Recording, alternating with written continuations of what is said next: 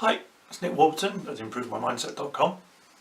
In today's video, I wanted to talk to you about toxins.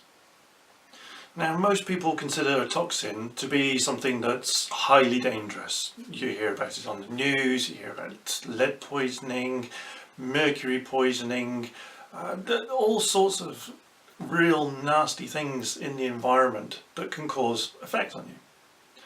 But it can also be very small things that are cumulative.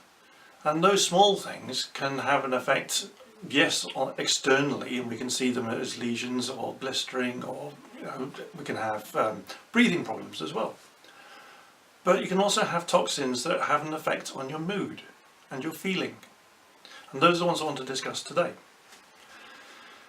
Most people in their house like to have it smelling nice. So we see the adverts on TV, we walk around the supermarket and we see all kinds of air freshener. Now, some of the worst culprits for air fresheners creating toxins are the plug-in ones. If you want to have a scent in the room, you need to have the ability to make sure that the actual scent floats on air. So it has to be a very small molecule, it has to be a product that can be small molecules, and therefore generally they are something synthetic. Now, those synthetic items aren't necessarily good for us. Yes, they might synthetically smell nice, but that doesn't mean they're good for us. Now, I personally quite struggle with air fresheners because they can give me a headache, but everybody likes them because they smell nice, but they're a toxin. So what I'm trying to say to you is be aware. Plug-in air fresheners are not good for you. The spray aerosol air fresheners, they're not good for you. Even the air fresheners in your car are not good for you. You're in a contained environment where you're constantly inhaling them. Now, the issue with a lot of them is that although they smell nice synthetically, the chemicals used in them can react with the ozone in the atmosphere. And at that point, they chemically change. And we inhale them, it goes into our system, and then that starts to build up a toxin. Now, that toxin will have an effect on your mood. It can have an effect on your sleep habits. It can have an effect on your skin. It can even have an effect on the treatment that I do with a client when we're overcoming some psychological issue. So I'm very passionate about talking about be careful what's in your environment. Other toxins that you can be food-based, because either there is a weed killer, a parasitic spray that's put onto a vegetable, but there's also synthetic additives that you can find. Fizzy drinks are terrible for it. There's nothing good in a fizzy drink.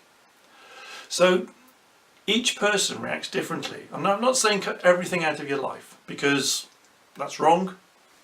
It's not unfair of me to do so. But because each person is affected differently, what you need to know is what is affecting you and what does not affect you. And I can do that generally in my sessions with my clients. We go through what's called a hepatic toxin test. Now, that's a real Jedi skill. And when I work with people, there's usually the response of, how do you do that? But it works and it's accurate.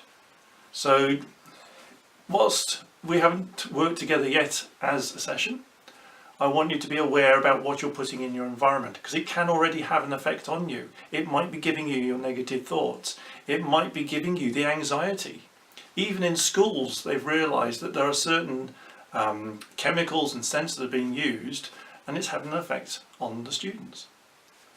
So please, think twice about what you buy.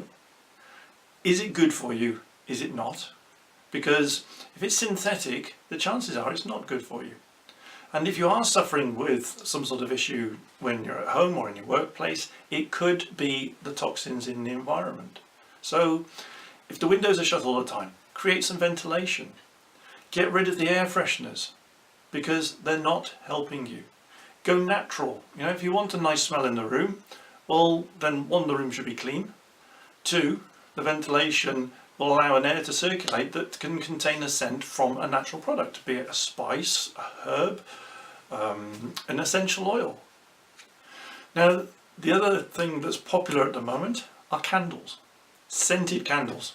Everybody loves it. Light a candle, it's romantic, it smells nice, everybody should be at peace.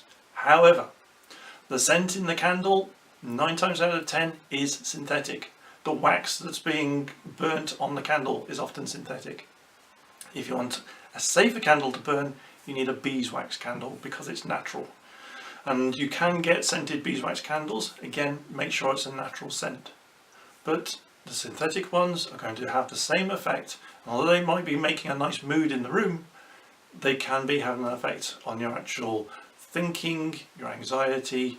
It can even create insomnia. Now, what's wrong with insomnia? Toothpaste. Certain toothpastes react with certain people.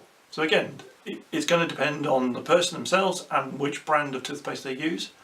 But toothpaste can create insomnia because of the additives within it. So when you think about it, people say, oh, I can't sleep.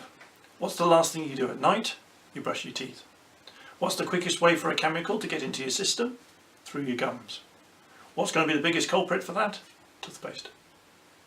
So again, if you're suffering anxiety and you're getting insomnia, because insomnia is usually taking anxiety to bed, then it could be that you also got an issue with the toothpaste. Now you can see that there's so many different things throughout your day, through diet, through your environment, that can create toxins. So please be aware, have a think about what you have, and maybe have a clear out. Replace them with more natural products, the cleaning products, the detergents, the things like the makeup that you use, body sprays. They can all have a reaction with you. Different products react with different people. So again, as I said, we would do this test when we work together as a one-to-one session, but in the meantime, just think for yourself about how you can make things better. Now, if you want to work with me, that would be great. You can contact me through email. You've got the phone numbers. If you go to the website, improvemymindset.com, you can see all the details there. Sign up and get in touch soon. Let's work together. Hope you enjoyed the video. Thanks again.